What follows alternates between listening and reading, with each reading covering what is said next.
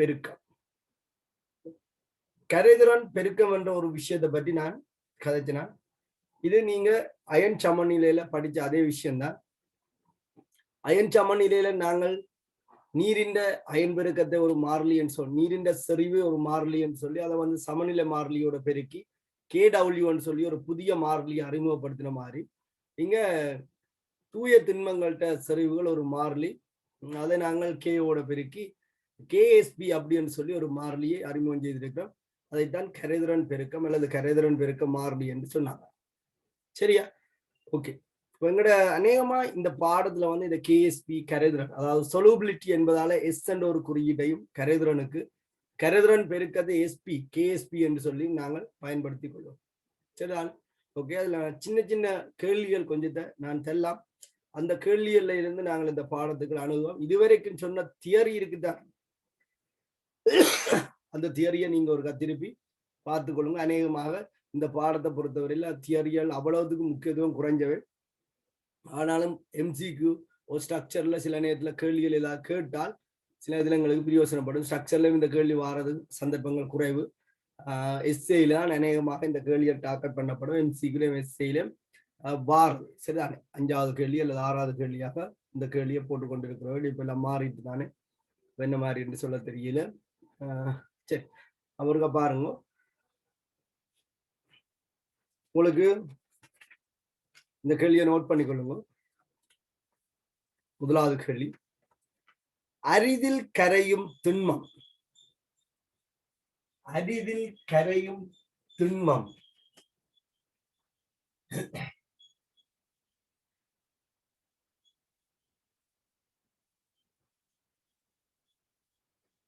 அரிதில் கரையும் திண்மம்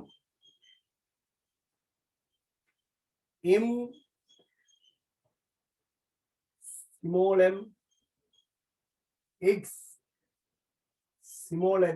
solid. அதாவது இது குணகம், இதுவும் குணகம், இது ரசாயன சூத்திரம். அரிதில் கரையும் திண்மம் capital M small m capital X small x n.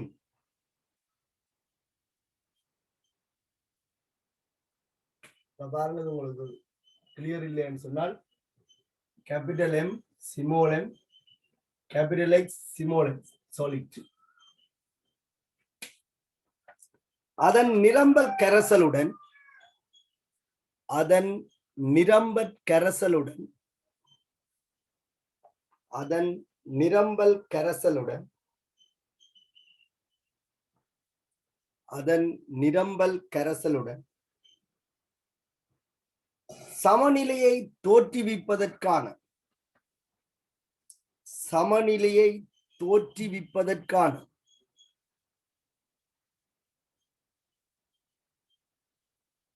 சமநிலை தாக்கத்தை குறிப்பிட்டு சமநிலை தாக்கத்தை குறிப்பிட்டு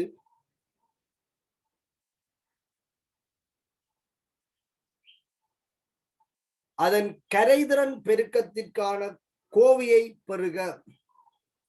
அதன் கரைதிறன் பெருக்கத்திற்கான கோவையை பெறுக. கேள்வியோர்க திருப்பி கவனிப்போ. அரிதில் கரையும் திண்மம் மூலக்கூட்டு சூத்திரத்தை பார்த்து எழுதிக் கொள்ளுவோம். Capital M small m capital X small n திண்மம் அதன் நிரம்பல் கரைசலுடன் சமநிலையை தோற்றுவிப்பதற்கான சமநிலை தாக்கத்தை குறிப்பிட்டு சமநிலையை தோற்றுவிப்பதற்கான சமநிலை தாக்கத்தை குறிப்பிட்டு அதன் கரைதிறன் பெருக்கத்திற்கான கோவையை பெறுக. அதன் கரைதிறன் பெருக்கத்திற்கான கோவையை பெறுக.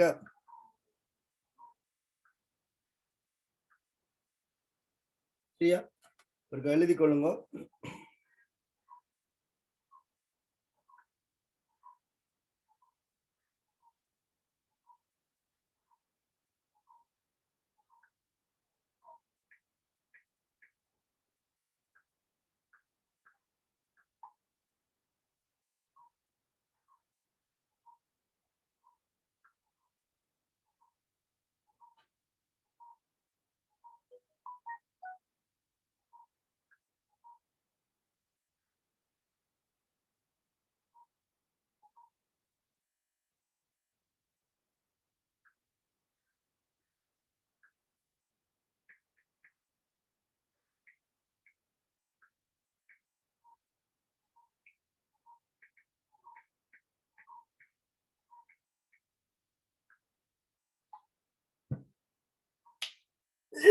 சரி, ஒரு கவனிச்சு கொள்ளுங்க.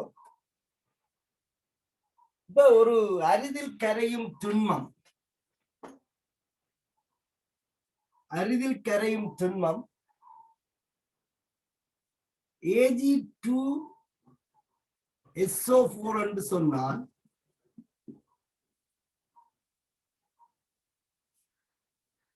அரிதில் கரையும் திண்மம் Ag2SO4 அப்படி என்று சொன்னால் இது தன் அயனோட நிரம்பல் கரைசலை தோற்றுவிக்கின்றது, தன் அயனோட நிரம்பல் கரைசலை தோற்றுவிக்கின்றது.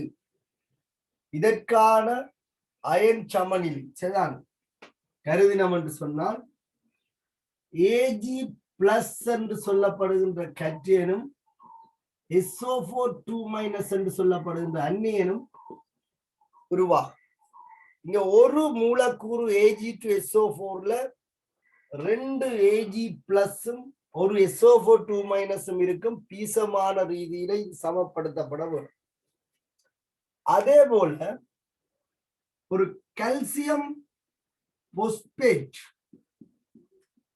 திண்மத்தை கருதினால் இது Ca2+ என்று சொல்லப்படுகின்ற அயன்களாலையும் PO4 3- என்று சொல்லப்படுகின்ற அயன்களாலையும் ஆக்கப்பட்டிருக்கு. அப்ப தண்ட கரைசல் நிரம்பல் கரைசலோட சமநிலையை தோற்றுவிக்கின்ற தாக்கம்.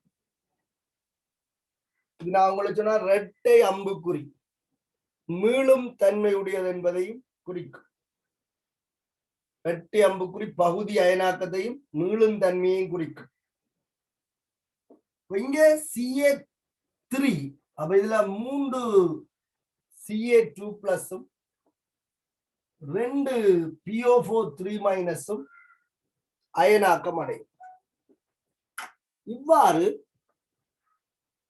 அயன் சேர்வையினுடைய குறித்த அயன் சேர்வையினுடைய மூலக்கூட்டு சூத்திரம் தெரிஞ்சால் அதின் அயனாக்கத்திற்குரிய சமநிலையை எழுதி நாங்கள் சமப்படுத்துவோம்.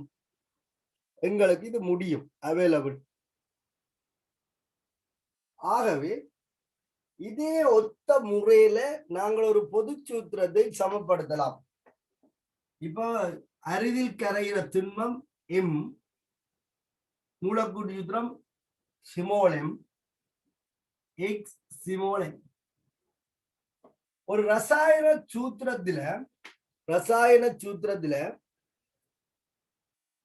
முதலில் கற்றியன்களும் அதனை தொடர்ந்து அந்நியன்களும் எழுதப்படும். இது உங்களுக்கு அனுபவத்தாலேயே தெரிஞ்சிருக்கும். Ag வந்து Ag பிளஸ் SO4 2- என்று சொல்லி இதுல Ca2+ PO4 3- என்று அனுபவத்தால கண்டிருப்பீங்க. இது ஒரு பொது சூத்திரம். இதுல யார் கற்றியன் யார் அந்நியன் என்பதை நீங்கள் விளங்கிக் கொள்ள வேண்டும். ரசாயன சூத்திரத்துல முதல்ல வந்து கற்றியன் சூத்திரம், கற்றியன் வந்து எழுதப்படும். ஆகவே இங்க கற்றியன் M-ஆக இருக்கும், கேபிட்டல் M-ஆக இருக்கும். ரசாயன சூத்திரம் எழுதப்படும் போது அதனுடைய வலுவளவுகள் மாற்றி எழுதப்படும். இப்படிதான் இந்த Ag2SO4 வந்தது. சரிதானே? வலுவளவுகள் மாற்றி எழுதப்பட்டுதான் ரசாயன சூத்திரங்கள் எழுதப்படும். அப்ப இந்த M என்பது இவருடைய வலுவளவு, ஸ்மால் n என்பது இவருடைய வலுவளவு. ஆகவே கேபிட்டல் M N+ என்ற கற்றியன் உருவாகும். இங்க M என்ற கற்றியன் வந்து N+ ஆக இருக்கு. அந்நியன் X இதனுடைய வலுவளவு M, ஆகவே M-. அயன் கரைசல்கள் அரிதில் கரையும் திண்மம் அதன் நிரம்பல் கரைசலோட சமநிலையில் இருக்குது. தாக்கங்கள் எதுவாக இருந்தாலும் அது பீசமான ரீதியில சமப்படுத்தப்பட வேண்டும். தாக்கங்கள் எதுவாக இருந்தாலும் பீசமான ரீதியில சமப்படுத்தப்பட வேண்டும். Capital M small m, capital X small m. இதுல M எண்ணிக்கையான N+ அயன்களும் N எண்ணிக்கையான XM- அயன்களும் இந்த நிரம்பல் கரைசல் நிலையில் தோற்றுவிக்கப்பட்டிருக்கு. உங்களை கேட்ட கேள்வி, அரிதில் கரையும் திண்மம் M small M capital X N அதன் நிரம்பல் கரைசலுடன் சமநிலை தோற்றுவிப்பதற்கான சமநிலை தாக்கத்தை குறிப்பிட்டு, இதுதான் அந்த சமநிலை தாக்கம். ஈசமான ரீதியில சமப்படுத்தப்பட்டிருக்க வேண்டும். சமநிலை தாக்கத்தை குறிப்பிட்டு அதன் கரைதிறன் பெருக்கத்திற்கான கோவையை பெறுக என்று சொல்லியிருக்கு. கரைதிறன் பெருக்கத்திற்கான கோவையை பெறுக. அப்ப உங்களுக்கு நான் ஏற்கனவே சொன்னால், நீங்க கேஎஸ்பி கரைதிறன் பெருக்கம் கேஎஸ்பி என்று குறிப்பிட்டால், கரைதிறன் பெருக்கம் கேஎஸ்பி என்றால் நீங்கள் நேரடியாகவே விதி எழுதலாம். கரைதிறன் பெருக்கம் கேஎஸ்பி சமன் நிரம்பல் கரைசல் நிலையில் உள்ள அயன்களின் செறிவுகளின் நிரம்பல் கரைசல் நிலையில் உள்ள அயன்களின் செறிவுகளின் ஈசமானத்தில் வலுவேற்றப்பட்ட பெருக்கம்.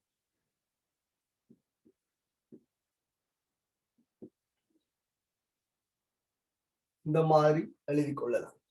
இதுதான் பெறப்பட்ட இந்த அரிதில் கரையும் திண்மத்திற்குரிய கரைதிறன் பெருக்கத்திற்கான கோவை.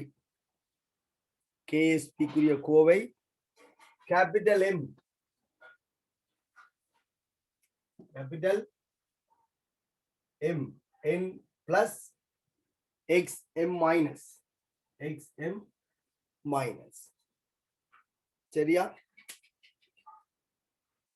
அப்ப கேஎஸ்பி சமன் எம் என் பிளஸ் അതിന്റെ പിസമാനം എം എക്സ് എം മൈനസ് അതിന്റെ പിസമാനം എൻ. இந்த தெரிஞ்ச மூலக்கூட்டு சூத்திரத்தையுடைய அயன் சேர்வைகளுக்கு எப்படி நாங்கள் அயனாக்கம் எழுதுவோமோ அதே போல ஒரு தெரியாத மூலக்கூட்டு சூத்திரத்துக்கும் அயனாக்கம் எழுத தெரிஞ்சிருக்கணும். இதுல யார் கற்றேன் யார் அந்நியன் என்பதை நீங்கள் இனங்காணணும் என்றால், ரசாயன சூத்திரத்துல முன்னுக்கு இருக்கிற மூலகம் கற்றியனாக இருக்கும். அதனுடைய வலுவளவு மாறி எழுதப்படுறதால எண் வந்து அதனுடைய வலுவளவாக இருக்கும். சரியா?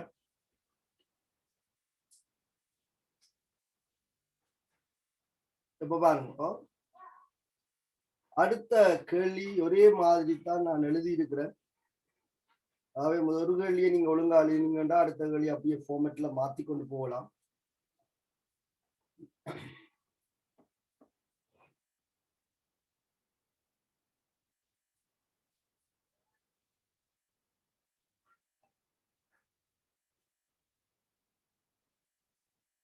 சரி, கேள்வி எழுதி கொள்ளுங்க. எல்லாம் ஒரே பேட்டர்ன் கேள்விதான்.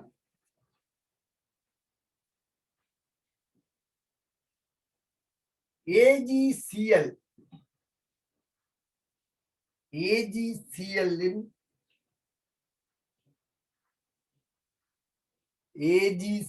இன் நீரில் கரைதிறன்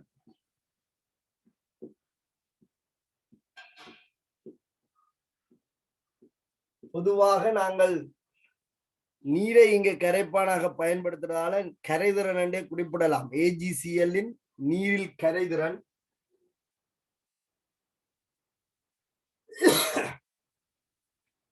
S mole decimeter minus 3. S mole decimeter minus 3.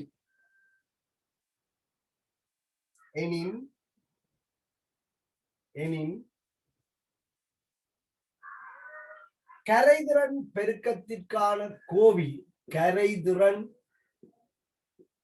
பெருக்கத்திற்கான கோவியை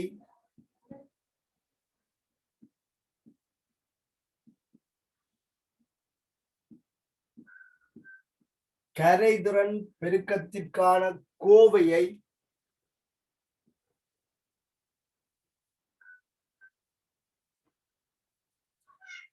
S சார்பில்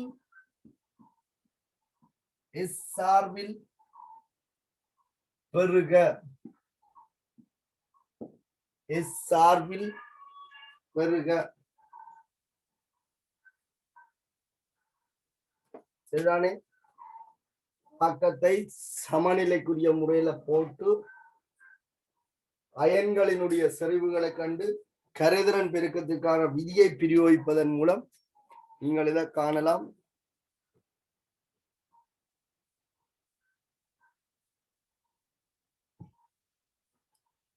மயூரிகா, கரைதிறன் என்ன சொல்லி இருக்கிறோம்? ஒரு கரைப்பான்ல கரையக்கூடிய கரையத்தின் அளவு. கரைப்பானில் கரையக்கூடிய கரையத்தின் அளவு. இப்ப பாருங்க,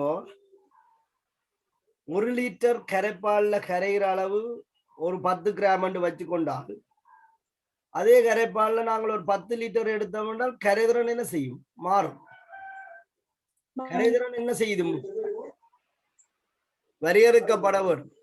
கரைப்பானில் கரைகிற கரையத்தின் அளவு என்பது ஒரு பொதுவான கருத்தாக இருந்தாலும் கரைதிறன் சரியான முறையில வரையறுக்கப்பட்டிருக்கு. என்னன்னு சொல்லி, ஓரலகு கரைப்பானில் கரைகின்ற கரையத்தின் அளவு என்று சொல்லி, இல்லையென்றால் கரைப்பானின் அளவு மாற கரைகிற அளவு மாறும். என்ன சரிதானே? அப்ப நீங்கள் கரைதிறனுக்குரிய வரைவிலக்கணம் குறிப்பிடும் போது ஓரலகு கனவளவு வரையறுக்கப்பட வேண்டும். கரைப்பானின் ஓரலகு கனவளவு. அதனாலதான் கரைதிறன் அலகு பாருங்க, துணிவிலேயும் சொல்லப்படுது, மூலையும் சொல்லப்படுது. ஆனா அதுக்கு அங்கால பாத்தீங்கன்னா சென்டிமீட்டர் -3 அல்லது டெசிமீட்டர் -3 சொல்லி கனவளவு ஓரலகாக கருதப்படுது. சரியே, ஓகே. அப்ப இதுல பாருங்க, AgCl இன் கரைதிறன் S டெசிமீட்டர் -3 என்று சொல்லி இருக்கு. 1 டெசிமீட்டர் கனம் கரைசலில் கரைப்பானில் S கரையுது. இது கரைகிறதால கனவளவு மாற்றம் புறக்கணிக்கிறதால கரைசலின் கனவளவும் கரைப்பாண்ட கனவளவும் சமனாக இருக்கு. அதான் நான் உங்களுக்கு கண்டே சொன்னேன், காகம் கல்லு போட்டு தண்ணி குடிச்சது என்பதை நாங்க இந்த இடத்துல மறந்துட வேண்டியா. ஏன்னு சொன்னா, அங்க காகம் கல்லை போட்டு தண்ணிக்கு கரைச்சாலும் கல்லுக்கு ஏதாவது போட்டாலோ கனவளவு அதிகரிப்பு ஏற்படையில்லைன்னு நாங்க எடுத்துக்கொள்றோம். அப்ப அப்படி குடத்துக்கு மேல தண்ணி வரும். இப்ப அது உண்மையாக இருக்கு. ஆனா நாங்க இது ஒரு எடுகோல் எடுத்துக்கொள்றோம், இதை போட்டு கரைக்கிறதால கனவளவு அதிகரிக்கல என்று சொல்லி. சரி, இது ஒரு எடுகோல். அப்ப AgCl நீரில் கரைதிறன் என்று சொன்னால் 1 டெசிமீட்டர் கனம் நீரில், கவனிங்க, 1 டெசிமீட்டர் கனம் நீரில S கரைதண்ட அர்த்தம். S AgCl கரைதண்ட அர்த்தம். சரியா? அதான் கரைதிறன், மூலர் கரைதிறன் என்று சொல்லிக் கொள்றோம். அப்ப AgCl மிகையாக சேர்க்கப்பட்டால் അതിന്റെ കരയിற அளவு S தான். 1 டெசிமீட்டர் கனத்தில் 1 டெசிமீட்டர் கனத்துல கரைகிற AgCl இன் அளவு S தான். நீங்கள் 1 டெசிமீட்டர் கனம் நீருக்குள்ள 10 மூல் AgCl போட்டாலும் S தான் அதுல இருந்து கரையும், மிச்சம் அப்படியே இருக்கு. அப்ப கரைகிற அளவு, கரைதிறன் 1 டெசிமீட்டர் கனத்துக்கு S. அப்ப நீங்கள் இங்கதான் கருத வேணும், கரைகிற அளவுதான் கரைதிறன். சொல்றவளங்க, கரைகிற அளவுதான் கரைதிறன். 1 டெசிமீட்டர் கனம் கரைப்பான்ல அல்லது 1 டெசிமீட்டர் கனம் கரைசல் இப்ப நாங்க சொல்ல போறோமே, கரைசல்ட கனவளவு 1 டெசிமீட்டர் கனம் என்பது. அதுல கரைஞ்ச AgCl இன் மூலம் S. கரைந்த AgCl இன் மூலம் S. அப்ப கரைதிறன் கரியம் சார்பாக வரையறுக்கப்பட்டிருக்கு. கரைதிறன் கரியம் சார்பாக வரையறுக்கப்பட்டிருக்கு. 1 டெசிமீட்டர் கனம் கரைப்பானில் கரைந்துள்ள கரியத்தின் மூல் அளவு அல்லது கரைகின்ற கரியத்தின் மூல் அளவு. அப்ப இங்க S டெசிமீட்டர் -3 என்று சொல்லி இருக்கிறதால 1 டெசிமீட்டர் கனம் கரைப்பானில் S கரையும். 1 டெசிமீட்டர் கனம் கரைப்பானில் S கரையும். இங்க S கரையும் என்று சொன்னால் பீசமான விகிதத்துல அயன்கள் உருவாகும். அதுலதான் நீங்கள் தெளிவாயிருக்கணும். எங்களுக்கு பிரச்சனை அங்க வரும். S 1 டெசிமீட்டர் கனத்துல கரையும் என்று சொன்னால் இதே 1 டெசிமீட்டர் கன கரைசலுக்குள்ள உருவாகிற அயன்களின் மூல எண்ணிக்கை பீசமானத்தோடு தொடர்பட்டிருக்கும். இங்க பீசமானம் 1:1 என்பதால் எஸ்மூல் ஏஜி பிளஸ் அயன்களும் எஸ்மூல் சிஎல் மைனஸ் அயன்களும் உருவாகும். ஒரு டெசிமீட்டர் கனம் வரையறுக்கப்பட்டிருக்கிறதால நாங்கள் நேரடியாக எஸ்மூல் டெசிமீட்டர் மைனஸ் 3, இங்கேயும் எஸ்மூல் டெசிமீட்டர் மைனஸ் 3, எஸ்மூல் டெசிமீட்டர் மைனஸ் 3 என்று செறிவோட கதைக்கலாம். கனவளவு எல்லாருக்கும் உண்டாக இருக்கிறதால நாங்கள் இதுல செறிவோட கதைச்சு கொள்ளலாம். ஓரளவு கனவளவு கருதப்படுறதால தெரியும். கரைதிறன் எஸ் என்பதால அயன்களை பீசமானத்தில் எடுத்துக்கொள்ள வேணும். உங்களுக்கு ஒரு வாரம் அயனின் செறிவை இங்கே சொல்லி கரைதிறன் என்று சொல்லி கரையத்தின் மூலத்தான் குறிப்பிட்டிருக்கு. சரியா? இதுல கனவேருக்கு பிரச்சனை வாரது வழக்கம். கரையத்தின் கரைகிற மூலம் இங்க குறிப்பிடப்படுது கரைதிறன் என்ற பேர். அப்ப இங்க ஒரு டெசிமீட்டர் கரத்துல எஸ்மூல் கரையும் என்றால் பீசமான 1:1. AgCl என்று எஸ்மூல் கரைஞ்சால் 1:1 எஸ்மூல் Ag பிளஸும் எஸ்மூல் Cl மைனஸும் உருவாகும். அப்ப கரைதிறன் பெருக்கத்தின்படி KSP சமன், இந்த கோவை நீங்கள் கட்டாயம் எழுத வேணும். KSP சமன் Ag பிளஸ் நீர்க்கரசலின் செறிவு Cl மைனஸ் நீர்க்கரசலின் செறிவு அவற்றுக்கு இடையிலான பெருக்கம். இதுதான் AgCl கரைதிறன் பெருக்கம். அப்ப Ag பிளஸ் செறிவு எஸ்மூல் டெசிமீட்டர் மைனஸ் 3 அலகோட பிரதியிடுங்கோ. Cl மைனஸ் செறிவும் எஸ்மூல் டெசிமீட்டர் மைனஸ் 3. ஆகவே KSP வந்து உங்களுக்கு எப்படி அமையும் என்று சொன்னால் S ஸ்கொயர் என்ன அமையும்? S square mol square decimetre minus 6 என அலகு வரும். நான் உங்களுக்கு சொன்னா நியம நிபந்தனை குறிப்பிடப்படாவிடின் KSP வந்து சமநிலை கோவையில உள்ள அலகை பெற்றுக் கொள்ளும் சொல்லி. அப்ப கோவையில தங்கி இருக்கு. KSPக்கு அலகு நியம நிபந்தனை குறிப்பிடப்படையில் என்று சொன்னால் அலகு வரும். அது கோவையில் தங்கி இருக்கு. என்ன அலகு என்று குறிப்பிட முடியாது. ஒவ்வொரு கரையத்துக்கு மாறும். சரியா? இதுல உங்களுக்கு தெளிவாக விளங்க வேண்டிய ஒரு விஷயம், கரைதிறன் என்பது ஒரு டெசிமீட்டர் கனம் கரைப்பானில் கரைகின்ற கரியத்தின் மூல் அளவு. இங்க எவ்வளவு மூல் கரியம் கரையுதோ அது பீசமானத்தில் அயன்களை தோற்றுவிக்கும். அப்ப இங்க எஸ்மூல் கரைகிறதால 1:1 என்பதால் Ag plus செறிவும் S mol decimetre minus 1:2 என்பதால் இது எஸ்மூல் டெசிமீட்டர் மைனஸ் 3. அப்ப கரைதிறனுக்கான கோவை எழுதுறோம். அதுல Ag பிளஸ் Cl மைனஸ் செறிவை அலகோட பிரதியிடுறோம். ஆகவே கரைதிறன் பெருக்கம் KSP வந்து S square mol square decimetre minus 6 என அமையும். சரியா? இதுல யாருக்காச்சும் டவுட் இருக்கா?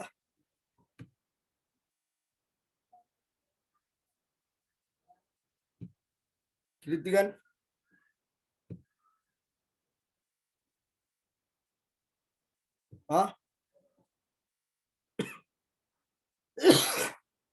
கிருத்திகன் இதுல உங்களுக்கு ஏதாவது டவுட் சொன்ன விஷயத்துல? இல்ல சார். விளங்கிட்டா? விளங்கிட்டு சார். Okay, good, thank you.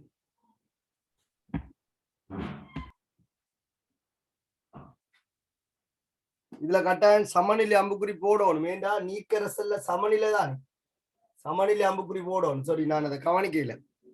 சரி, இதுல சமநிலை அம்புக்குறி போடணுமா? ஏன் ரசாயன சமநிலை விதி எப்ப பிரயோகிக்கப்படலாம்? சமநிலையில தான் பிரயோகிக்கப்படலாம். கரைதிறன் பெருக்கம் என்பது நிரம்பல் கரைசல் நிலைக்கு பிரயோகிக்கப்படக்கூடியது. ஆகவே கட்டாயம் இதுல நீங்கள் சமநிலை அம்புக்குறிய பயன்படுத்த வேணுமா? சாரி, நான் பாதிய போட்டுட்டு மீதி போட மறந்து போட்டேன். சரி, அப்ப அடுத்த கேள்வி, இந்த கேள்வியில தான் நம்ம மாத்த போறோம். என்றால் எல்லாத்துக்கும் எழுத வேணும் என்ற அவசியம் இல்லை. இந்த கேள்வியில கொஞ்சம் கொஞ்சமாக மாற்றிக்கொள்ளுவோம். அடுத்த கேள்வி, மூன்றாவது கேள்வி.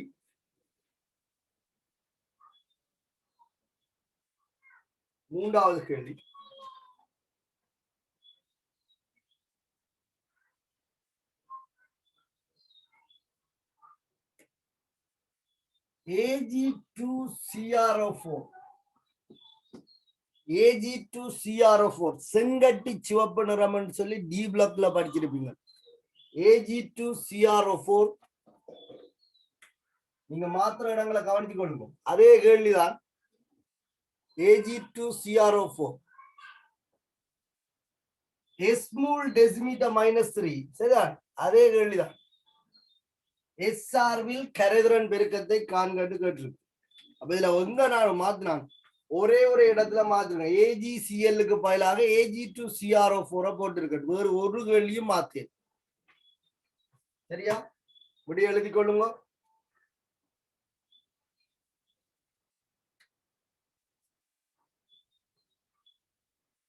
அழகோட போடுங்க. என்ன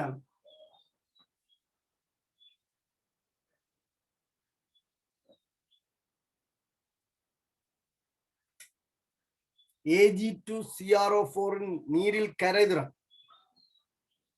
Ag2CrO4 நீரில் கரைதிறன் அது ஏற்கனவே சொன்னது போல S-mol டெசிமீட்டர் -3 என்று சொல்லி இருக்குது. கரைதிறன் பெருக்கத்துக்கான கோவையை SR-வில் பெறுக. ஆகவே நீங்கள் இதுக்கு முதல்ல அந்த திண்மம்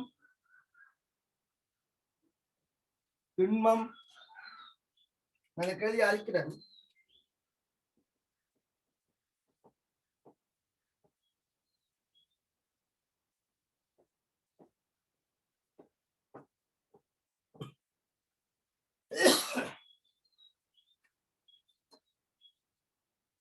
Ag2CrO4 solid அயனாக்கம் அடையும் போது Ag+ என்று சொல்லப்படுகின்ற கட்டியனையும் CrO4 என்று சொல்லப்படுகின்ற அந்நியனையும் தோற்றுவிக்கும். இது ஒரு அரிதில் கரையும் உப்பு என்பதை நீங்கள் கரைதிறனை கணிச்சு பிறகு உறுதிப்படுத்திக் கொள்ளலாம்.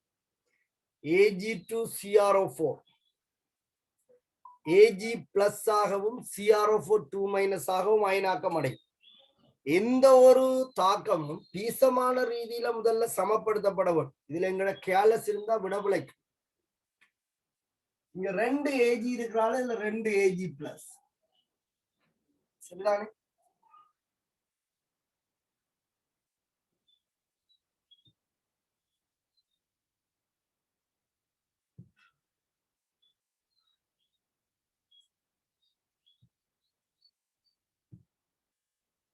தங்கச்சி ஜெசிகா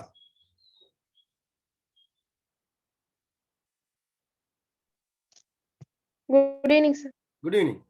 Ag+ இந்த சரிவை SR-ல சொல்ல முடியுமா? இந்த நிரம்பல் கரைசல்ல இருக்கிற Ag+ இந்த சரிவை SR-ல குறிப்பிட முடியுமா?